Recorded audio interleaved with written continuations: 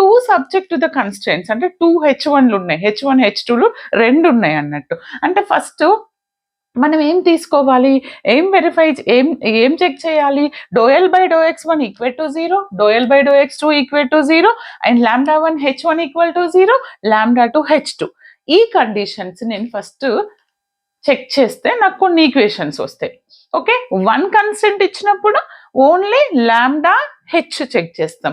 ఇక్కడ ఏంటిది λ1 H1 λ2 H2 check చేస్తాం. తర్వాత ఈ రిమైనింగ్ని సాటిస్ఫై చేస్తుందా లేదా చెక్ చేయాలి.